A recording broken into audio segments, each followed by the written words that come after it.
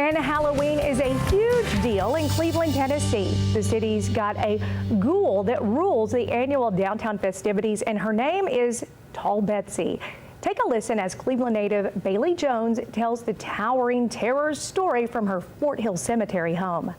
The legend of Tall Betsy has been passed down my family for generations, starting with my great-great-great-grandfather, Dr. Schultz. Back in the 1920s, he lived on 8th Street.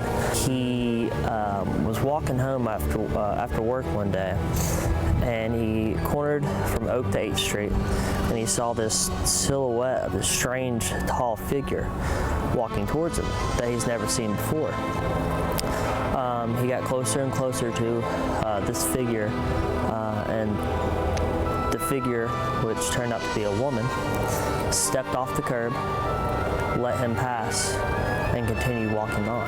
It sent chills down his spine because he was recorded to be at 6'3", and this lady in a long black dress, silver hair, and a bonnet with the darkness masking her face, towered him by more than a foot.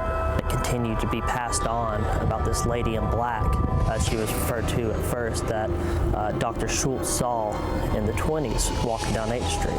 They continued to tell the stories to all the kids on 8th Street to be able to get them in at night about the lady in black. Be in before nightfall, or the lady in black will come get you. And so then she went on through the ages until 93, Joyce Jones, no relations to me or my family, wrote a poem all about Tall Betsy. She comes out only on Halloween. On Centenary Avenue, she can be seen.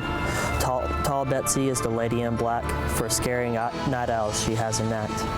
Now, if you're good and you go home early, you won't get ate by this gruesome girlie. But if you linger until after 10, we want you to know that you're a has-been. Because Betsy will tuck you under her arm, and you can bet this is cause for alarm. To Fort Hill Cemetery she will go, to her mausoleum with you in tow. If you don't escape before sunrise, I warn you now, you'll be her prize. She will have you for breakfast, I do not jest. She'll have you on the menu, but not as her guest. Your bones she'll dump in that old well at Arnold School, and no one will tell. Your parents, they'll worry and fret. They'll search all over for you, I bet. So go home early on Halloween night, and November 1st you'll be all right. Trick-or-treating is so much fun, but if you see Tall Betsy, you better run. Jones says Tall Betsy is rumored to make her rare Halloween appearance around 6:30 on Centenary Avenue in downtown Cleveland, just a few blocks down from the city's annual block party. And you heard it yourself, run, don't let Tall Betsy catch you. That's the theme for Cleveland's first ever Halloween race. And you still have time to sign up for the 6K run or walk that will take place tomorrow at the Cleveland Greenway Pavilion. Take a look, here's the information. The walk and run will begin at Cleveland's Greenway Pavilion tomorrow. Registration takes place at 5 p.m. The race starts at 6.